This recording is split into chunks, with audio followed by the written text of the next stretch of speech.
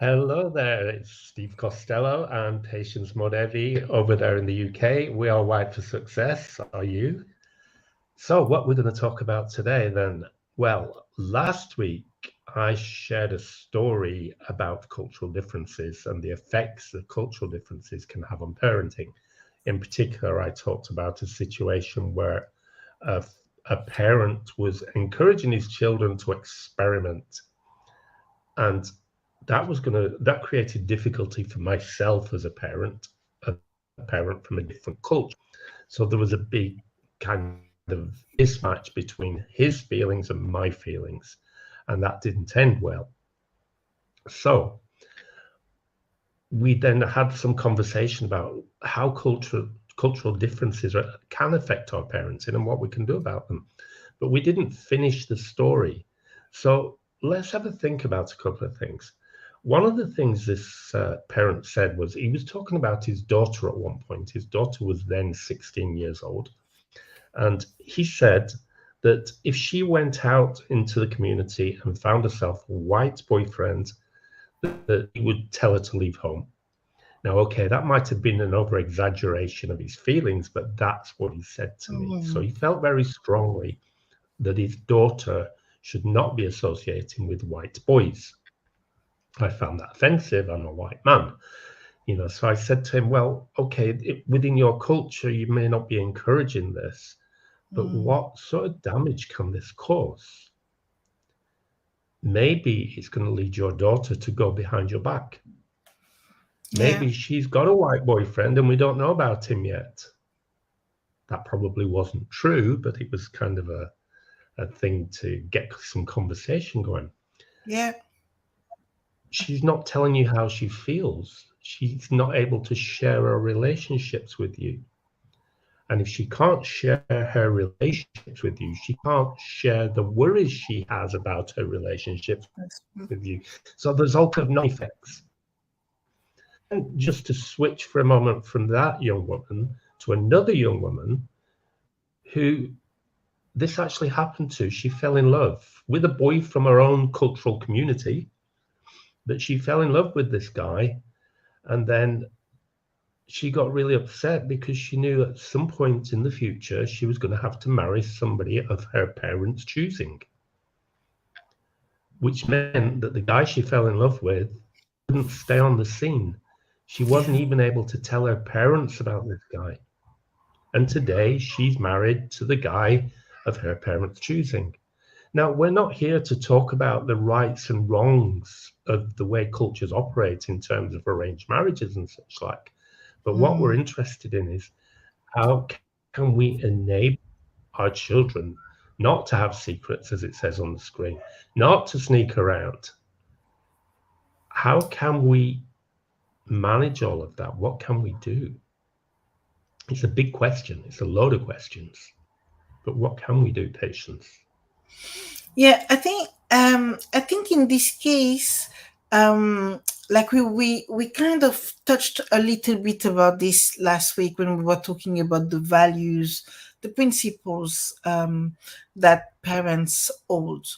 But here, if you are in on a journey where you want to probably avoid or even erase like the secrets or the sneaking around, you've got to really show you've got to really show authenticity.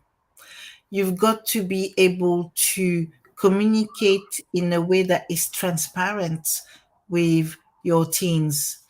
And when I say transparent, is really so in the case of this dad that Steve told the story about in the previous video, so let's put things in context again. Yeah, so Steve met this man in a pub.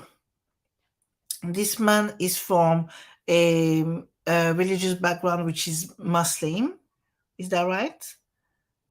Steve, yeah, Muslim. yet, it was in the pub enjoying, what he needs to enjoy there. Then he explained that it would be fine for his son to go and practice having like relationships with white women, so from another community, but then not be allowed to marry in that community and go in marry in his own community. So already there, if you are a parent and you have that behavior, like the secret, the sneaking around, you already allowing that to happen. You already, by having that kind of behavior, by having a behavior that is really going in opposite direction, so your actions from what you are saying, you are already not being authentic, and you are creating expectations that are unrealistic. Unrealistic, why? The reason is, first of all, because you're showing something and then saying another thing, you are confusing your teenagers. A teenager that is confused is gonna do, what is he gonna do? Or he or she, what are they gonna do if they're confused? They're gonna do exactly what we said here, the secret, the sneaking around, yeah, and maybe worse. We don't know, or maybe not. Who knows? Maybe they will be the voice of the reason. We have to give teenagers a bit of props here. But what I guess came out last week, which really it's like terrible, because I feel like it's a shocking story, and yet I feel like it's a general story.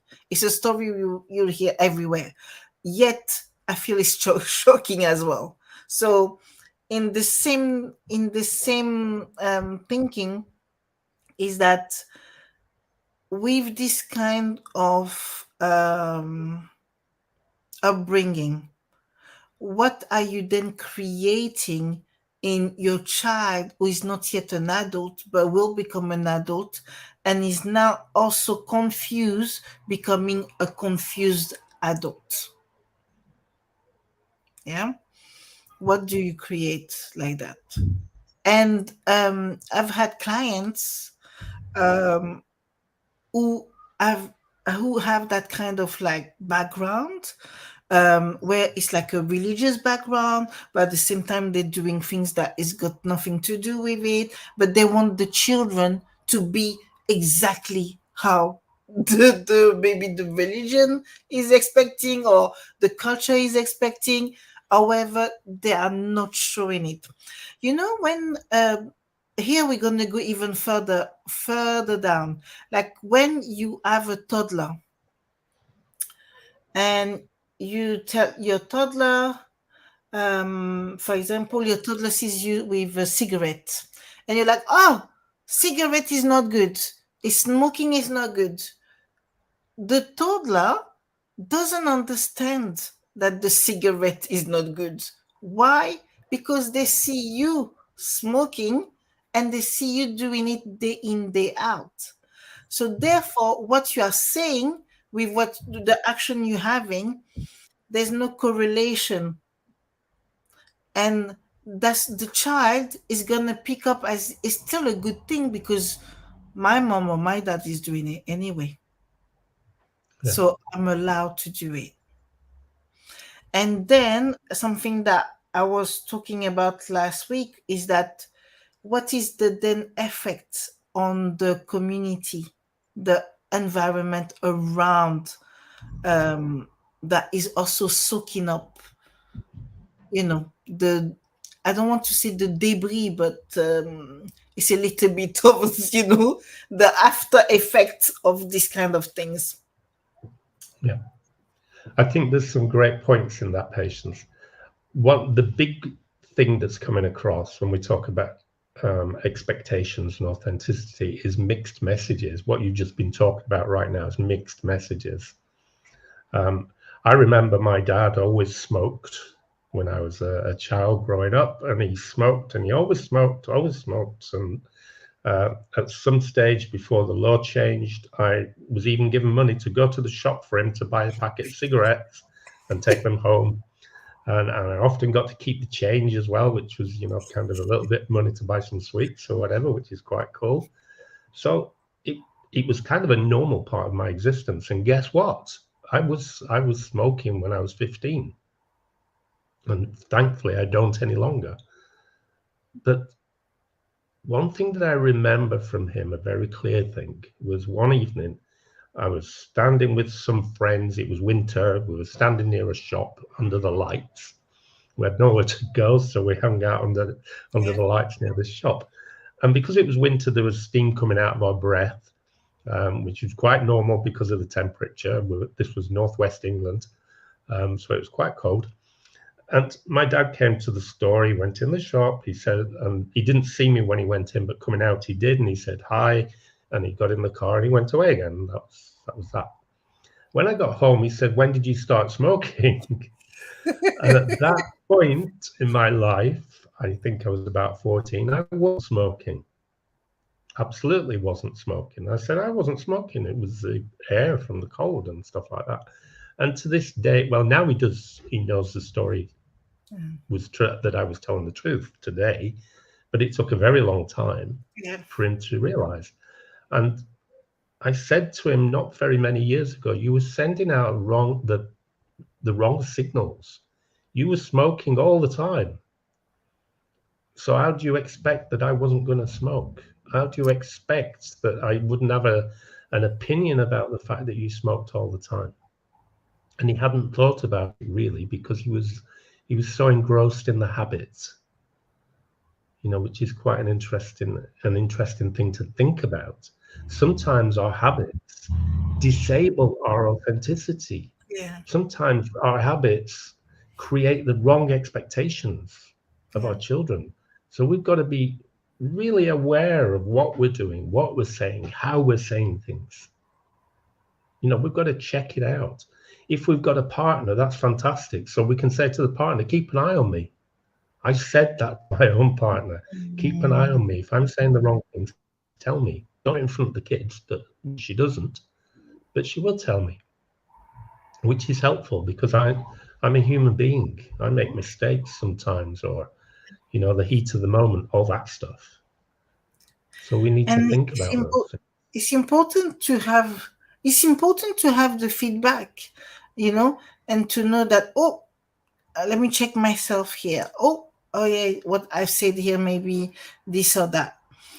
But I think also, okay, what are you looking for? Are you looking for a life with less worry, less confrontation, less of the sneaking around that we're talking about here, less of all of these things? And I'm sure the answer is yes. I don't need to wait for you to write in the comments. Yes, I am sure the answer is yes. So if this is what we are looking for, I think as on some level, we should share our truth. Because when we are sharing our truth, we opening up the box so that our teenagers can also create their own authenticity, basically.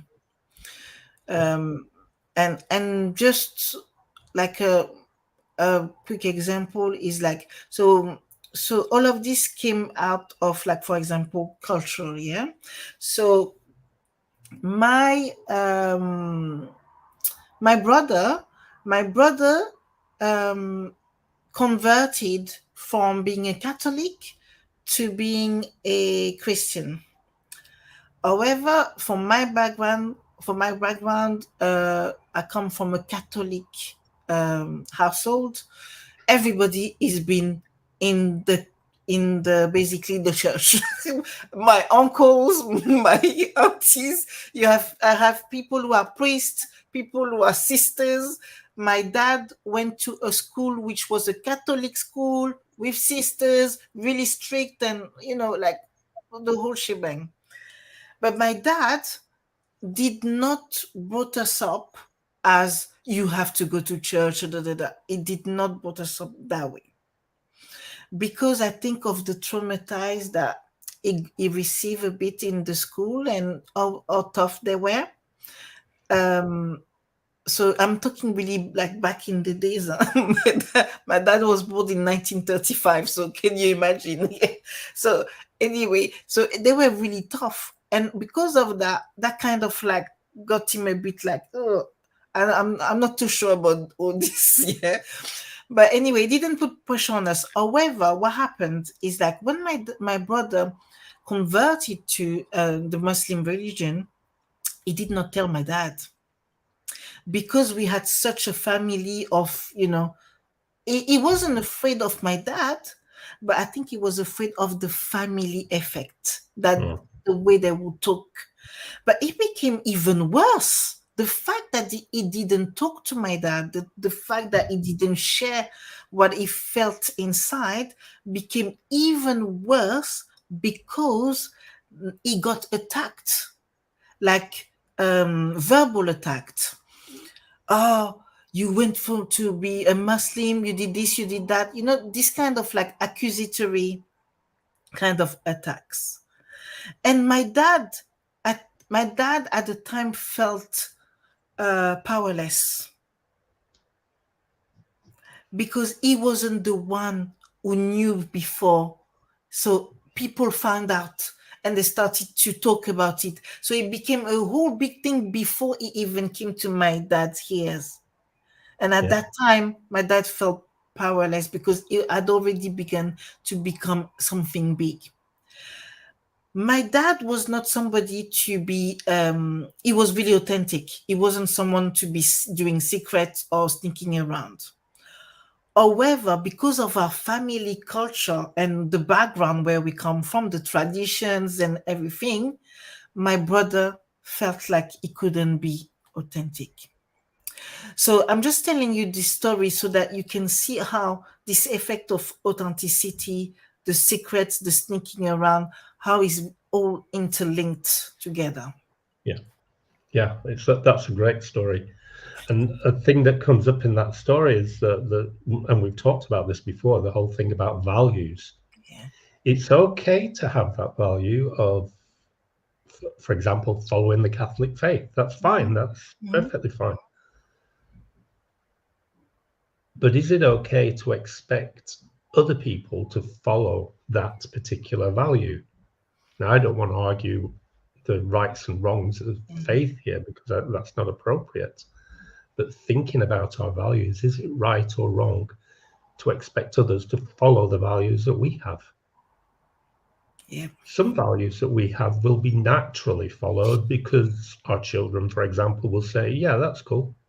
I accept that. I want to have that as one of my values. But others don't work for them. So we've got to be aware of what works for them and what doesn't work for them. Because if we force our values, we end up with more secrets, more sneaking around, and more lack of authenticity on both parts. It's on my part as well as their part. So that's not good for anybody. So we really need to think carefully. And I think most of us can do that. We need to think about it. We need to allow other people to have their opinion, to have their value. Because by allowing and enabling that, we're taking away the secret door. Exactly. We want that door to stay open, or not even there at all, ideally. Exactly. And I think parenting, is a job.